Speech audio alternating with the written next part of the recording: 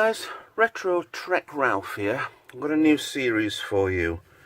I went through my old bookshelves and found I've been collecting the Ships of the Line calendars since 2001, since the first one it came out. So I'm gonna do a little series of showing you each one with all the artwork involved inside it. They're amazing calendars, these. They've all got artwork in there by some amazing artists, obviously artists, but they're all different theme, different generations, things that you wouldn't necessarily see in an episode.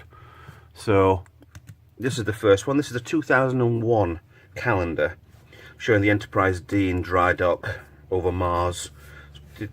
Obviously it's to the Utopia Planitia. Lovely cover art on this. This is absolutely amazing cover art. You can see there's so much detail on this. It's absolutely ridiculous.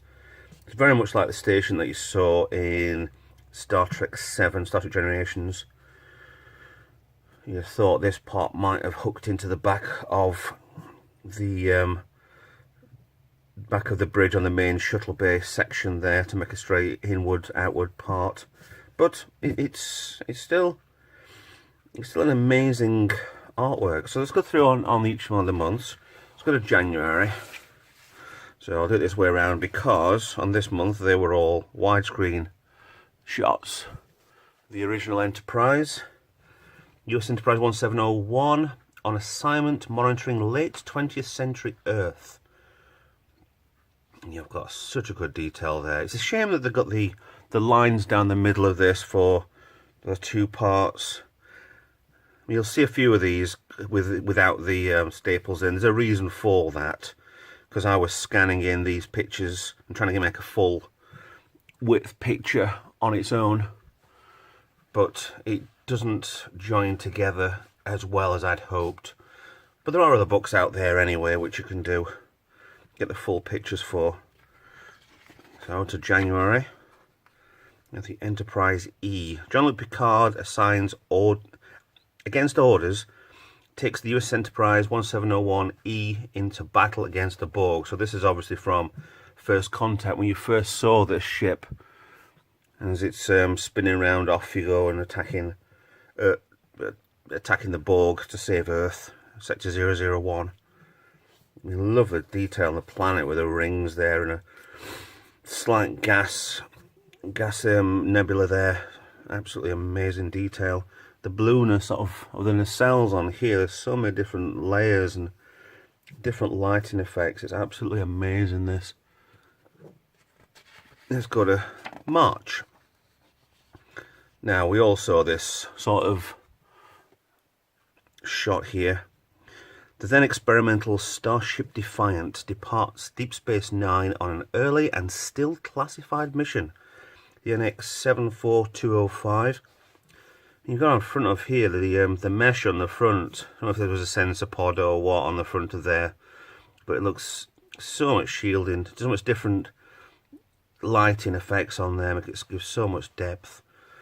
They are really amazing, these calendars. They're all digital artwork, this.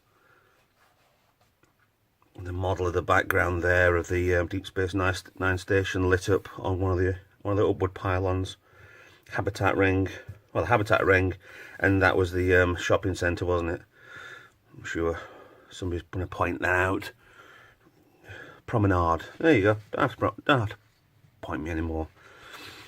March there, 2001. Right, there's an overhead shot of the USS Voyager for April. A rare, serene moment for the crew of the Starship Voyager is shattered by warring tribes on the planet below. Doesn't really look very warring on the planet below. It looks very a nice planet, but there's such good detail, and there's a lot of smooth panels on the Voyager. It's quite when you see all the Aztecing on the other ships, it's quite a smooth model on some sections, but with very purposeful lining on the hull, on the primary and secondary hull there, showing all the numbers of each one of the escape pod hatches, the main bridge section up here, forward observation deck. rear torpedo launchers, nacelles. It's absolutely amazing. But the details on these are just stunning. I love these calendars. Now, go away from the main trek. This is the Starship Farragut for May. A Nebula class ship on routine patrol along the Cardassian border. Wasn't the Farragut the one that collected everybody at the end of Generations? I'm sure it was. That came down a couple of other ships, a science vessel and a Miranda, wasn't it? Miranda class ship. Scooped everybody up. Shows you all on the calendar as well, or different Armed Forces Day and Memorial Day and stuff like that. It also shows birthdays as well. 30th of May is Colmini and Michael Pillar's birthday. 70915. The NCC number of the Farragut. I'd love to make one of these models specifically. I think probably the Farragut. He's got these upside down nacelles, as you classic from the Enterprise D. Massive saucer section. It's missing, obviously. They've got these two triangular sections here. If you can see one there, and there will be one on the other side, which are just covers over from the model, which would be the impulse engines for the main saucer. But there's pods on top and this squashed down engineering section underneath, and it just, I love the design of this. It's such a compact Galaxy class. I really do like this one. So let's almost halfway through. Right, we finally see the Klingons. June. Bird of Prey prepares for an exhaustive day of the Klingon war games at an undisclosed location within the Empire. A big rocky place where they've got 3 bird of preys there, looking as mischievous and mean as ever. There's a very lot of dust in the atmosphere. You can hardly see the sun there. Very dark, very yeah, Klingon. You got your light flares off this as well. So a little bit iffy, a little bit different. The rock formations as well, they do look very much like an original series rock formation, because they just look very odd and very different with the rocks on these. So, let's go on to July. Wow. We're not even on July, but wow. They're advertising there was a book out, The Unseen Frontier. I don't think that actually came out.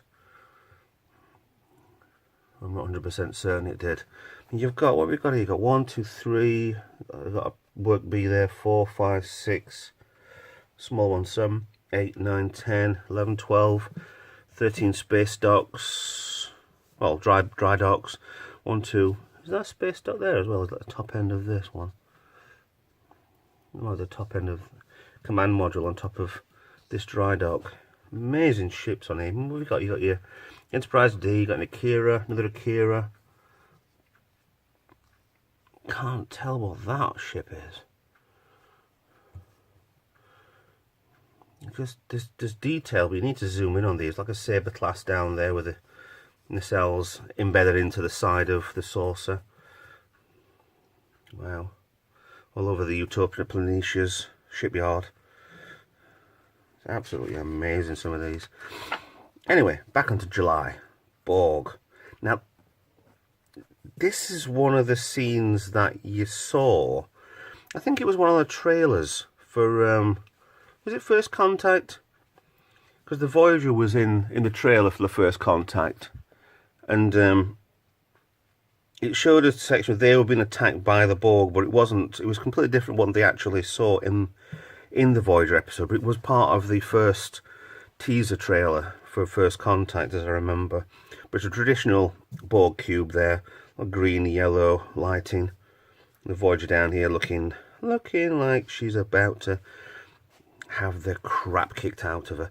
An unexpected ally escorts the USS Voyager through the Borg space as a condition of their infamous Albert Temporary Alliance. They had to cross the Delta Quadrant straight through Borg space. Yeah. We all know how that happened, how that turned out. Right, this is one of my favourite ships. Shame I can't get this online. There we go. The prototype USS Prometheus, moments before being commandeered by a Romulan crew. It was a Voyager episode. I'm trying to get home. There's the Mark III or Mark II EMH. I was in control of this when the ship was taken over after the Romulans. The NX 59650. Love the ship. The three, you split into three, so you've got your four nacelles there, which these would split into top and bottom halves. And then this section here, the saucer section, would split, giving a fifth nacelle there, would just pop up, so you could have at least limited warp range on this, at least you can get out of there. Everything just seems so stretched from the Voyager. It's an amazing looking ship. I really do love this ship. Pointed nacelles on there, or attempted at a point. Lovely, lovely ship, the Prometheus. That was for August. September, the Defiant shuttlecraft Chaffee, during a routine mission cataloguing gaseous anomalies inside the Badlands. And this looks like a real life picture of a nebula. It's not coming to mind what nebula it is, but it looks very much like an Orion nebula. Possible. The Chaffee was the shuttlecraft for the Defiant that we never really saw. The shuttlecraft was kind of in the middle of the shuttle bay was in the middle. A couple of these shuttle pods in there. But I'm not sure if they actually were in Deep Space Nine, the Defiant shuttlecrafts. They must have been. But even if they weren't, then brilliant design, very much similar to the a standard shuttle pod with the Defiant's warp engines on the side as well. Probably giving it some sort of warp capacity. Main deflector dish on the front as well. All there for September. Next we have the Romulans in October.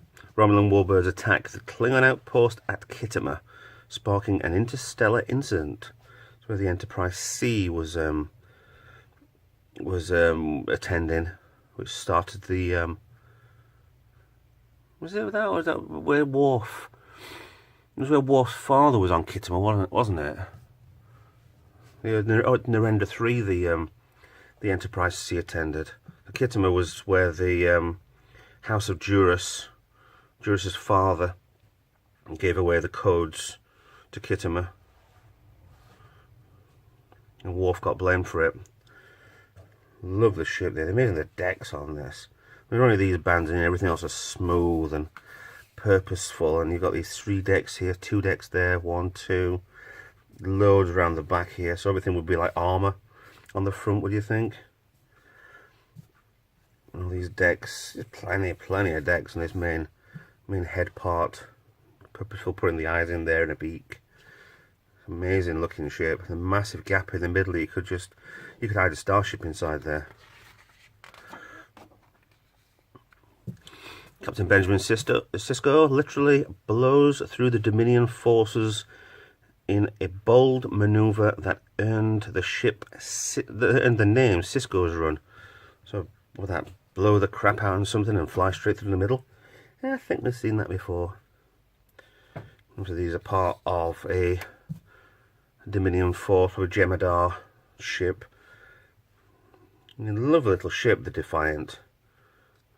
I've got the model for it upstairs, and it's not much to do on the model, but it's there's a lot of detail once you've got the model together, and a very solid model.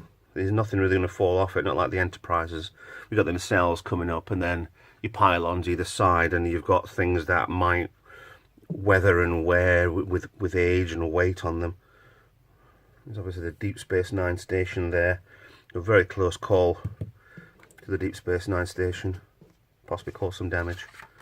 And finally, for Christmas, we have what appears to be the Starship Voyager crashing into the surface of a Class X planet, mere parsecs away from the Alpha Quadrant. This was the episode where they didn't have the problem, and then they came down on an ice planet, and everything. They landed too heavy. The effects on this were amazing. They landed too heavy, so everybody was virtually killed on impact with the gravity. The ship just hitting the ground too hard, and it skidded, and all its bottom section was crushed and crushed. Didn't they find? Was an episode that was set in the future where they found the Voyager underneath all the ice. It was all underneath the ice, wasn't it? I'm sure it was. Don't know what episode it was. I'm sure something happened with the time travel and something else. I don't fully remember. I need to get back to watching Voyager again, I'm sure. That was our December one there. Lovely detail. Pristine mountains of ice and snow. Amazing detail what people can actually do nowadays. I'd love to be a digital artist, but I don't think I've got the patience. I think I'd rather appreciate good artwork, it's digital artwork, whatever artwork it is, than actually have to make the stuff. So, down to the back, we have the Enterprise shot again over the Earth for the January shot for the end of the 2001 calendar. Its first pocket production, it was July 2000. These first came out for the 2001 years. But, yeah. Really brilliant calendars, these. Such good artwork, but there'll be more artwork in the future for the rest of this series. So thanks for watching. Please like and subscribe. Please share this if you like, and talk to me on comments or on social media. And I'll see you guys in the next video. Thank you very much. Bye bye.